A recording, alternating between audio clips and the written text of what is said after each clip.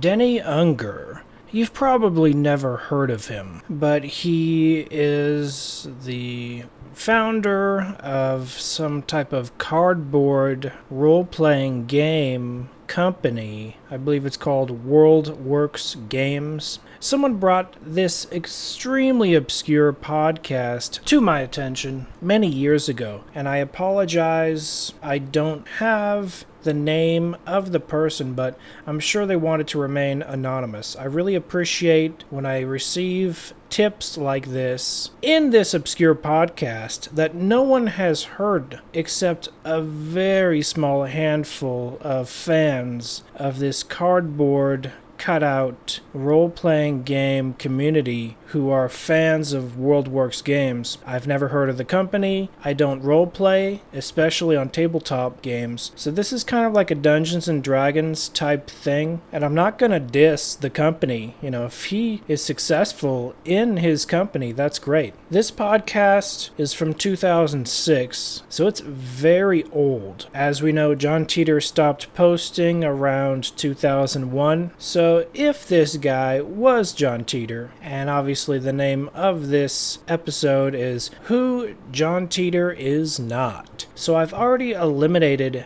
Denny Unger as being John Teter. So Denny Unger, you don't have to worry about it. Even John Teter doesn't have to worry about it. I suppose I should make a full-length video explaining why creating an internet hoax pretending you're a time traveler, there's no legal problems with it. It's not illegal to tell people, oh, I'm from the year 2036, I came back to fix the Y2K problem, yada yada yada. There's no law stating you can't troll and just joke around. Except maybe in North Korea, where Kim Jong-un has made it illegal to be sarcastic. So short of the oddball country banning sarcasm, it's not illegal to troll and pretend you're a time traveler online. Actually, China has banned time travel fiction. So yeah, time travel fiction is actually illegal in China. So short of North Korea and China, you're pretty safe pretending to be a time traveler online.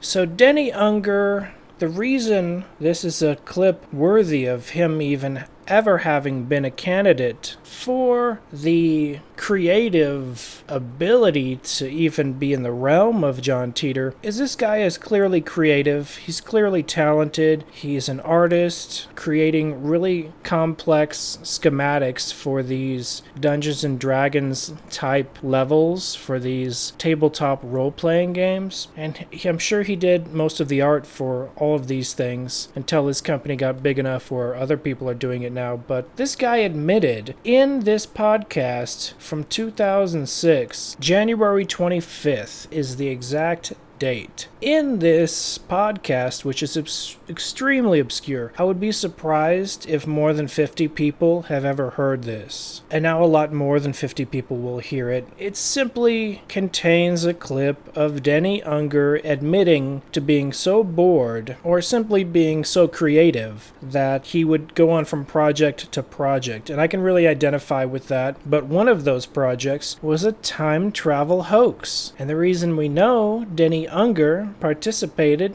in an innocent time travel hoax prior to 2006, earlier in his career before he created WorldWorks Games, is because he admitted it in this podcast. It's a 2-minute and 49-second clip, and this 2 minutes and 49 seconds is it's close to an hour. This is fair use. I'm commenting, I'm providing feedback, criticism, if you will. I'm taking a 2-minute and 49-second clip, in no way, shape, or form saying anything bad about Denny Unger. You will hear him admit that he did participate or create, out of an art project, just for fun, a time travel hoax. So let's listen to that clip. This is World Works Wednesdays, January 25th for 2006, and I am Jackhammer John. So why don't we go ahead and just introduce each other? Anyways, Denny, why don't you go ahead and tell us what prepared you and what brought you to World Works Games? How did you start it?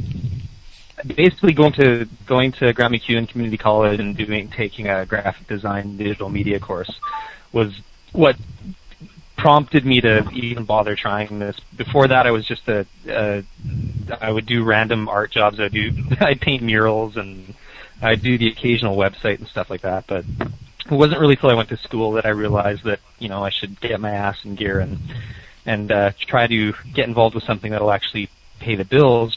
But you wouldn't think cardstock models would do that for you. Bad career choice. Initially, what I really wanted to do was get into video game design. And at the time, I lived in Edmonton, so I'd applied at BioWare because they're quite a big company. Mm-hmm. A few times. I applied 4 times, and at the time I was bartending and getting really sick of working with drunks all the time. Anyways, so BioWare was really snotty to me in the end, and in retrospect, looking on my portfolio that I submitted, or the 3 that I submitted, they probably weren't the best anyways at that time. I kind of understand why they would turn their nose at. Did you apply as for a job, or did you apply for like an internship style? Well, I can't really remember what the jobs they were offering were at the time. I'm pretty sure one was a texture, they were looking for a texture artist, so I thought I might fit in there, but to be honest, I've learned so much since then that looking at my old portfolio, it just, it sucked. It wasn't very good. So essentially, school, after I was done, and I had a real tough time getting a job, even at, just sort of normal graphic design houses doing websites and stuff like that. So I was so frustrated with that I decided I had to do my own business. I just didn't know what it was. And WorldWorks was just kind of... I honestly, I didn't think it was going to go anywhere when I did my first thing. It was a side project. It was something that I thought would never fly, and I did it because I was always doing something. Like I did a time travel hoax one year because I was bored. I was always doing something weird and creative at the same time. So this was just another one of those things that I honestly didn't think would go anywhere. Denny Unger was always doing side projects. He was always doing something creative. He did a time travel hoax 1 year, and then he bursts into laughter. It sounds like nervous laughter, perhaps the first time being recorded. And so he's like nervously, maybe I shouldn't have said that. He was always doing something weird. Because I was always doing something. Like I did a time travel hoax one year because I was bored. I was always doing something weird and creative at the same time. So the clip is interesting enough, and he's from Canada. And I do recall on the John Teter related forums, the time travel forums, there were a few people that commented that perhaps John Teter, the author behind, was Canadian because of a certain few words here and there. But if you wanted to be anonymous and you wanted to throw people off, throwing in a few Canadian phrases here and there would be a pretty good way to do it. So a very small amount of evidence. We don't know to this day what that time travel hoax that Denny Unger admits to having created is. We don't know what it is. Perhaps it's this video. Perhaps Denny Unger created this somewhat famous video, which has been claimed to be the John Teter departure video. I never really did a full video commentary on this video. Perhaps I will, perhaps I won't. It's not that important. This video appeared on anomalies.net for the first time. I believe it was anonymously submitted to the website, and it was in the time travel section right next to the John Teter stuff. Clearly, it was created by a fan who was following John Teter, and they wanted to just throw in their 2 cents. They had a little bit of sliders, graphical CGI experience, and they created a green screen wormhole, just like the Sci-Fi Channel TV show Sliders. At the time, that show was actually popular, so it's understandable someone would create a recreation of Sliders. It's not quite as good as the TV show, and even the TV show was pretty corny. This could be Denny Unger. It's really hard to say. I don't think anyone has ever positively ID'd the hoaxer in this video, but it doesn't really matter. This guy in this time travel departure video is clearly not John Teter, or if it is, it's a display of how bad the departure video was, which is why it was never connected officially. John Teter did promise a departure video, and it never saw the light of day. But perhaps this is the video. Some people claim they saw the video, but I think a lack of CGI expertise is the reason we don't have a John Teter departure video. Denny Unger, he was an interesting candidate. He is not John Teter. How do I know he is not John Teter? The reason I know who John Teter is not, and the reason I'm doing this whole Who John Teter Is Not series, is to follow up to the final episode, which reveals who John Teter is. I know who John Teter is after years and years and years of research. When you get tip after tip and you find various different ways to research the author behind an anonymous work, and you strike it rich and you finally find that piece of information you've been looking for, and you know for a surety, 100% fact, who the author behind John Teter is, I can tell you I have reached that point. I know who John Teter is, as I've mentioned in 2 videos, as I've mentioned briefly on Midnight in the Desert. I'm never calling in there ever again. They were very unwelcoming to me, and they are 0% interested in the truth. They're interested in parading this John Teter 2 guy, and George Norrie is interested in parading this John Teter 2 guy, and all these paranormal radio shows, they're all interested in parading, no different than the Macy's parade, a big bloated balloon. Look at this. Look at this blown up decorative Snoopy. Look at this blown up decorative SpongeBob SquarePants. Oh, that's an interesting bloated balloon you got there in your parade, but it's not real. And I guess it's somewhat entertaining from time to time, but if you want to focus on the truth, you're going to have people like me on your show.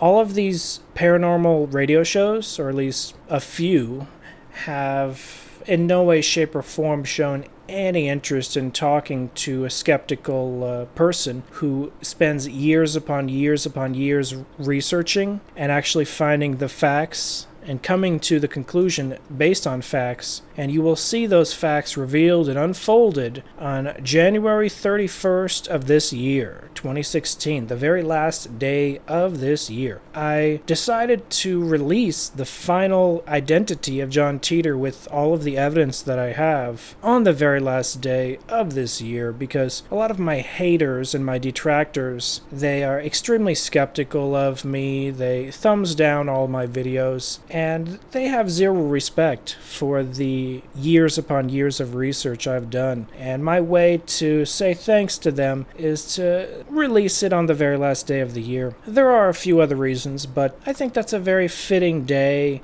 It's the day I chose, and I'm sticking to it. I've mentioned it in many sources, many places. I'm not changing the day. You will see as many parts of who John Teter is not, as many parts as I feel like coming up with. I have a list of 20 candidates who ended up not being John Teter, but I'm not going to go through all 20 of them. I'm going to just start with the top 5. Of course, there's a lot of modern day wannabes claiming to be John Teter. We got John Teter 2. We got some dude that throws some lies up on his resume on LinkedIn, a website no one uses and no one takes seriously. If you throw up a lie on your resume and you claim you have something when you don't, congratulations, you're a big bloated balloon in the Macy's Day Parade, but you're not real, you're not legitimate. Anyone seeking the truth is eventually going to see that, you're lying, you're full of hot air. If you want to know the true identity behind John Teter, stay tuned. I'm going to be releasing that, but before I release it on December 31st of this year, I will release more videos, part 2, coming in the future, of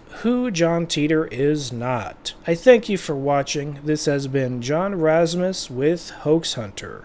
YouTube.com/hoaxhunter. Be seeing you.